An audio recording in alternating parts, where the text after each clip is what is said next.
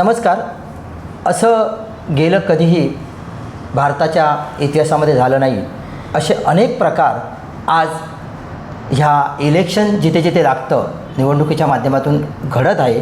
आणि आज आपल्याबरोबर नालासोपाराचे एक समाजसेवक आहेत आणि जे माजी नगरसेवक आहेत नरेश जाधव साहेब आहेत. त्यांच्याबरोबर आपण चर्चा करणार आहोत की खरोखरच लोकशाही ह्या भारतामध्ये टिकायची असेल तर कशा पद्धतीने हे सुराज्य आलं पाहिजे आणि पुढे कशा पद्धतीने आपण काम केलं पाहिजे. सर, काय सांगाल की आपण पाहिलेलं आहे की निवडणूक आयोग आपल्या मर्जीप्रमाणे किंवा लोकशाहीचा जो स्तंभ आहे तो कशा पद्धतीने सांभाळला पाहिजे निवडणूक आयुक्ताने तो सांभाळला जात नाही आहे. इलेक्शन त्यांच्या मर्जीप्रमाणे लागत आहेत, त्यांच्या मर्जीप्रमाणे रिझल्ट लागत आहेत. लोकसेवक जे काम करत आहेत ते वाट पाहत असतात. आज 2 डिसेंबरला नगरपरिषद आणि पंचायत समितीचे इलेक्शन झाल्यानंतर आजचा जो निकाल म्हणजे काही 22 जागेवरती इलेक्शन लेट असल्याकारणाने लांब ढकलला गेला आहे. म्हणजे 20 तारखेला इलेक्शन आणि 21 तारखेला रिझल्ट. काय वाटतं तुम्हाला, काय चाललं आहे राज्यामध्ये, देशामध्ये? सगळ्या देशामध्ये ना खऱ्या अर्थाने जे काँग्रेसने राज्य केलं 70 वर्ष म्हणतात, 70 वर्ष नाही तर 70 वर्ष काम कसं काय करणार. लोकशाही 1950ला लोकशाही इम्प्लिमेंट झालेली आहे. हो, बरोबर. घटनेचा ज्यावेळा घटना जी सादर केली 26 नोव्हेंबर 1949ला डॉक्टर बाबासाहेब आंबेडकरांनी घटना सादर केली आणि त्याची खऱ्या अर्थाने त्याचं इम्प्लिमेंटेशन झालं, ती लागू झाली ती 26 जानेवारी 1950पासून. आता 1950पासून आपण 70 वर्ष कार्य केलं असं म्हणतो. आज आपल्याला लोकशाहीला आता ह्या अमृत महोत्सव 75 वर्ष पूर्ण होत झालेलं आहे. 70 वर्ष. आता तुम्ही 2000 येणारे जे आता 2014पासून ही आपली सत्ता या ठिकाणी भारतामध्ये यांची चालू आहे. परंतु ह्या सत्तेला 2014पासून या सत्तेने आलेल्या संपूर्ण ज्या काय व्यवस्था आहेत, ज्या संस्था आहेत, ज्या शासकीय संस्था आहेत, त्या संस्थेला स्वतःच्या ताब्यात घेतलेलं आहे सत्तेच्या आणि जोरावरती, बळावरती, पैशाच्या जोरावरती. त्यामुळे कुठलीच अशी एक संस्था स्वतंत्र काम करू शकत नाही आहे. उदाहरणार्थ तुम्हाला द्यायचं झालं तर या देशातील सर्वात मोठी संस्था जिच्या हातामध्ये या देशाचं संपूर्ण राजकारण आहे ती म्हणजे निवडणूक आयोग आहे. हा सुद्धा सत्ताधाऱ्यांच्या ताटाखालचं मांजर झालेलं आहे असं मी ठामपणे सांगतो. त्याचं उदाहरण आता निवडणुका झालेल्या आहेत. निवडणुका 2 तारखेला झाल्या, त्यांचा रिझल्ट 21 डिसेंबरला लागणार आहे. हा प्रचंड मोठा जो काळ आहे याच्यामध्ये काहीही होऊ शकतं. साहेब, असे एक निवडणूक आयुक्त होऊन गेले TN शेषन. त्याप्रमाणे एखादा TN शेषन, कारण या देशाची संविधानच असं सांगतं आहे प्रत्येकाला जे अधिकार दिले आहेत ते मानवी अधिकारांच्या रूपामध्ये सर्वांना तेथे इम्प्लिमेंटेशन व्हायला पाहिजेत. TN शेषन हा म्हणजे हे निवडणूक आयोगाचे आयुक्त असल्याकारणाने त्यांना स्वतंत्र अधिकार होते. ह्या देशात कुठल्याही प्रकारचे प्रत्येक माणसाला एकमत द्यायचंच आहे, ते त्याचा नैतिक अधिकार आणि मानवी अधिकार आहे. हा अधिकारावरती जो कोण गदा आणेल त्या गदेला झटकून लावण्यासाठी TN शेषनसारखा माणूस अजून पुन्हा निर्माण व्हायला पाहिजे. कारण आम्ही पाहिलं न्यायव्यवस्था असेल, आपली मास मीडिया असेल, हे सर्व सत्ताधाऱ्यांच्या अधिपत्याखाली वागत असल्याकारणाने या देशातली लोकशाही आहे किंवा नाही याचा प्रश्न आता आपल्याला पडलेला आहे. सर, निवडणूक आयोग ज्यावेळी सर्वे करते किंवा मतदानाचे जे नवतरुण उमेदवार आहेत 18 वर्ष झालेले त्यांना नोंद करून घेत असते मतदार म्हणून. पण असे दुबारा मतदान, एखाद्या घरामध्ये 4-4, 5-5 मतदान, जिथे खरोखरच घर नाही म्हणजे संडासच्या वरती पण एक नंबर टाकून तिथलं मतदान, कुठे एखाद्या महापौराच्या बंगल्यावरचं मतदान तिथे 4-4, 5-5, 10-10, 25-25. पुण्याला तर असे सिच्युएशन 258 एका पाल्य दाखवले आहेत. म्हणजे एका घरामध्ये एकाला 258 मुलं दाखवली आहेत आणि त्यांचं नाव यादीमध्ये आलं आहे. म्हणजे खरोखरच निवडणूक आयुक्त प्रामाणिकपणाने सोजल आणि स्वच्छ काम करते असं तुम्हाला वाटतं? अजिबात नाही. आज या देशाचं दुर्दैव आहे की ज्याला स्वतंत्र अधिकार दिला या संविधानाने स्वतंत्र अधिकार देऊन ज्यांना या देशातील प्रत्येक नागरिकांच्या संरक्षणासाठी नेमलं गेलं, तोच आज त्या ठिकाणी पाणी पित असल्याकारणाने अशी परिस्थिती निर्माण झालेली आहे. मला असं वाटतं की या देशामध्ये लोकशाही ठीक आहे, आणखीन काही दिवसामध्ये तुम्हाला लोकशाही टिकते किंवा नाही याचा प्रश्न पडलेला आहे. दुसरी गोष्ट अशी आहे की एक मतदार एक मतदान करायचा जो अधिकार दिलेला आहे डॉक्टर बाबासाहेब आंबेडकरांनी भारतीय संविधानाच्या माध्यमातून, तो सुद्धा आता आपल्याला मिळतो की नाही. समजा एखाद्याला मतदान द्यायचं झालं तर त्याच्या अगोदरच त्याचं मतदान ऑलरेडी कोणीतरी टाकलेलं असतं, त्याच्यावर कुठलं काही नाही.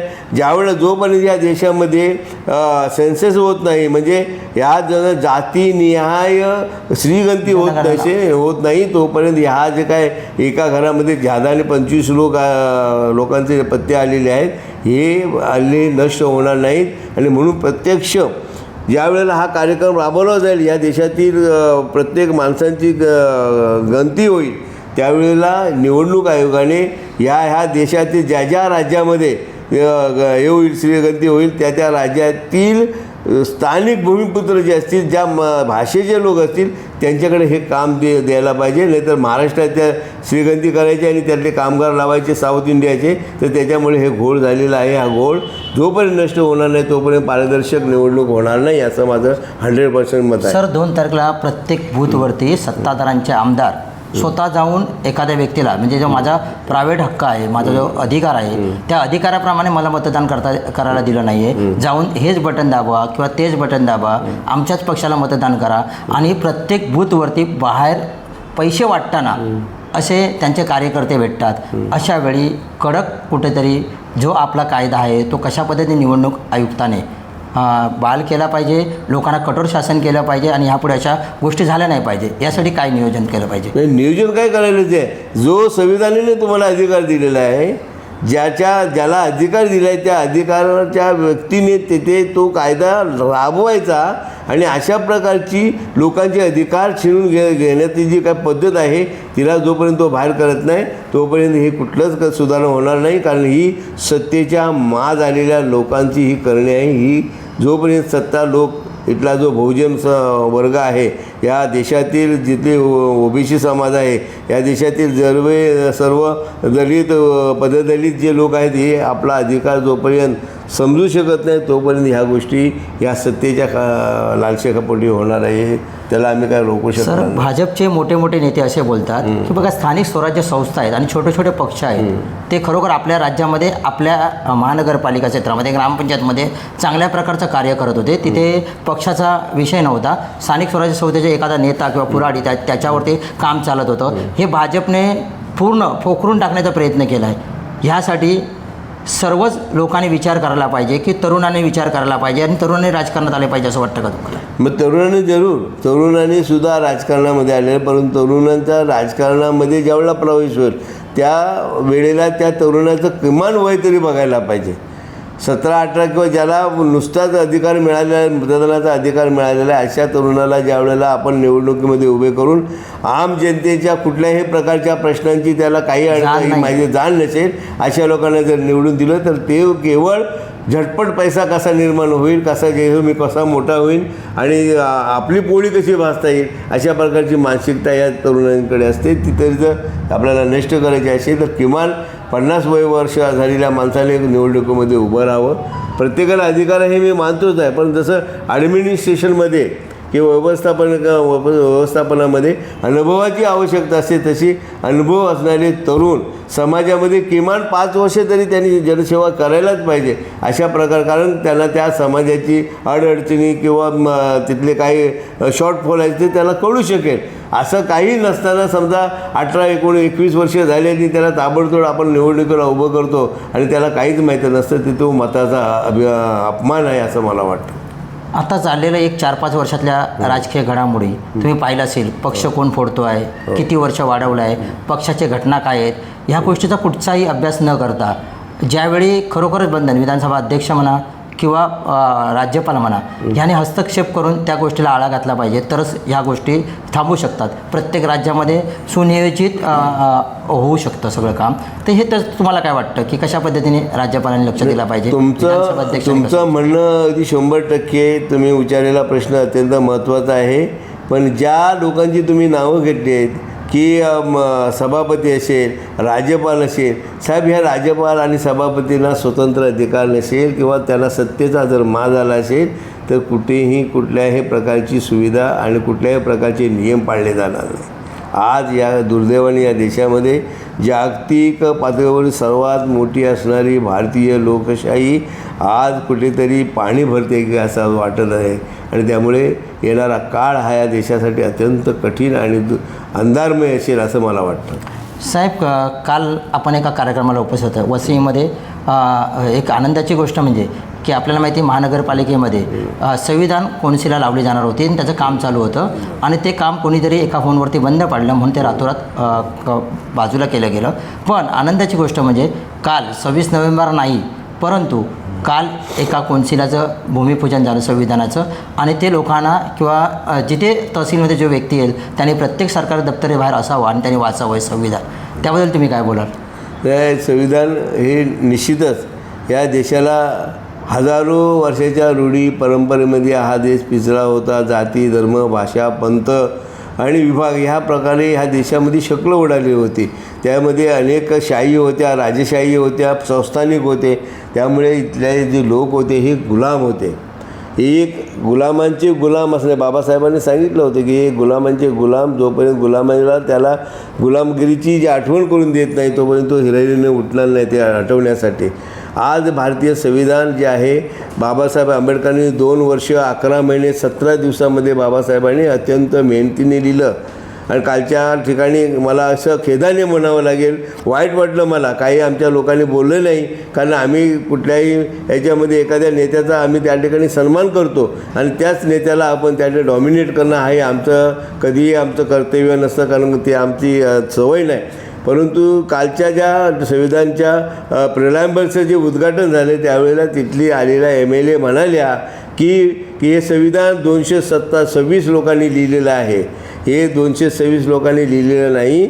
डॉक्टर बाबासाहेब आंबेडकर हे घटना समितीच्या ड्राफ्टिंग कमिटीचे अध्यक्ष असल्याकारणाने बाकी त्याच्यामध्ये 7 जे सभासद होते त्यातले 2 एक्सपायर झाले, 2 अमेरिकेला गेले, एक राजकारणामध्ये गेले. डॉक्टर बाबासाहेब आंबेडकर यांच्याबरोबर त्यांच्या टंकलेखा BN रावण या दोघांनी म्हणजे बाबासाहेब आंबेडकरांनी ड्राफ्टिंग केलं आणि त्यांनी टंकलेखन केल्यामुळे या घटना 2 वर्ष 11 महिने 17 दिवसामध्ये लिहिण्यात आलेली आहे. हे इथं एवढं मोठं संविधान आहे की इथल्या मुंगीला, या भारताच्या भूमीवर असणारी मुंगीला स्वतः स्वतंत्र जगण्याचा अधिकार या देशातील याला दिलेला आहे. आणि ही 395 कलम आणि 8 परिशिष्ट एवढी मोठी प्रचंड मोठी संख्या असणारी या संपूर्ण या घटने संविधानामध्ये एवढी वाचायला वेळ नसते. म्हणून बाबासाहेब आंबेडकरांनी या घटनेचा सार उद्देशिका बोलले की आम्ही भारताचे लोक म्हणाल या 17 ओळीमध्ये, अवघ्या 17 ओळी आहेत, तुम्ही कधीही बघा त्या 17 ओळीमध्ये प्रत्येक शब्द हा देशाच्या देशाची सुसंगत आहे, देशाचे प्रामाणिकपणा, देशाची प्रामाणिकपणा राहण्याला शिकवतो. अशा प्रकारचे संविधान जोपर्यंत सिलॅबसमध्ये या भारतातील एज्युकेशनलच्या सिलॅबसमध्ये येत नाही, लोकांना कलमं कळत नाही, नाहीतर एखादी केसमध्ये असेच पोलीस आतमध्ये घालतात सांगतो तुमच्यात 302 लावले. आता ह्या मुलांनी फक्त रस्ता क्रॉस केला त्याला 302 लावलं की तो घाबरतो. आणि हे 302 काय आहे हे कलम जोपर्यंत मला कळत नाही तोपर्यंत त्याच्या बाजूने मी कधी उठणार नाही. आणि म्हणून सिलॅबसमध्ये जोपर्यंत भारतीय घटनेची कलमं जात नाही तोपर्यंत आम्हाला घटना कळणार. आणि म्हणून कालचा जो प्रिअम्बलचा जो काय बोर्ड त्या ठिकाणी किंवा प्रिअम्बलची जी काय पाटी त्या ठिकाणी लावलेली आहे त्या लावणाऱ्यांचं सगळं मी अभिनंदन करतो.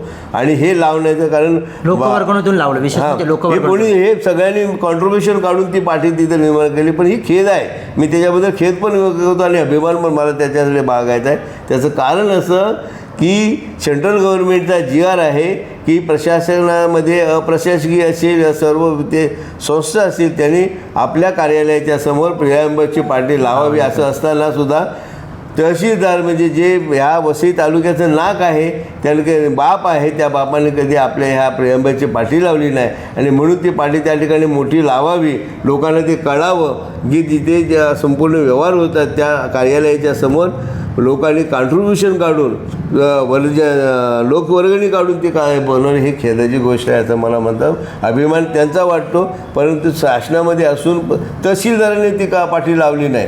त्याचा मला वाईट वाटतं. साहेब एक सेकंदाचा प्रश्न आहे. हो. सागरामध्ये एक जर लोटा पाणी कोणी काढून दिलं तर संपत नाही. जसं आता बहुजन विकास आघाडीमधून काही उमेदवार गेलेले आहेत समजा, तर तुम्हाला काय वाटतं, काय मेसेज द्याल लोकांना की पाण्याचे एक लोटा घेऊन गेलेले आहेत, अजून वेळी गेलेले नाही, सागर पूर्ण अतांग आहे. बरोबर आहे. हे तुमचं या संदर्भात मला एवढंच लोकांना सांगावं लागेल की पैशाच्या जोरावरती समाजसेवा करता येत नाही.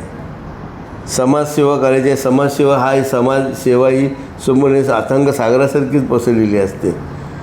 ज्या पक्षाच्या अधिपत्याखाली आपण काम करतो त्या पक्षाशी प्रामाणिक राहणं म्हणजे जनतेच्या सेवा आपल्याला चांगल्या प्रकारे करता येते. जे लोक आम्हाला सोडून गेले आहेत त्याचं दुःख आहे, पण जे सोडून गेलेले आहेत त्यांना असं वाटू नये ते किंवा त्यांनी असं म्हणू नये की आता वसई विकास संपला आहे म्हणून. वसई विकास हे कधीच संपणार नाही, नक्कीच. कोणीही होते. पाहिलं आताच आपल्याबरोबर नरेश जाधव होते आणि त्यांनी सांगितलं वसई विकास हे कधीच संपणार नाही. यापूर्वी सर्व जनतेने पाहिलं असेल की जसं शिवसेना संपेल म्हणून सांगितलं होतं, परंतु धीराने तशी उभी राहिली. बहुजन विकास आघाडीचं हे पालघर जिल्ह्यामध्ये बरंचसं अस्तित्व आहे आणि पुढे वाटचाल ती प्रत्येक राज्यांमध्ये करण्याच्या प्रयत्नात आहे. कार्यकर्ते बोलत आहेत. मित्रांनो, एवढंच एक लक्षात ठेवा की मला सांगावं लागेल की प्रत्येक पक्षाला ह्यापुढे सर्वप्रथम संविधान काय आहेत, मानवाचे अधिकार काय आहेत, हे प्रत्येक पक्षाने कार्यशाळा घेतली पाहिजे. प्रत्येकाला आपल्या कार्यकर्त्याला पहिले आपले अधिकार काय समजले पाहिजे, मतदाराचे अधिकार काय समजले पाहिजे आणि तरच हे राजकारण अराजकारण होत आहे ते थांबेल. ह्यासाठी जय हिंद, जय महाराष्ट्र. कॅमेरामॅन शुभमसह भालचंद्र होलम, दैनिक प्रभात सर. थँक्यू. पुढील व्हिडिओ पाहण्यासाठी प्रभात समाचार यूट्यूब चॅनलला सबस्क्राईब करा.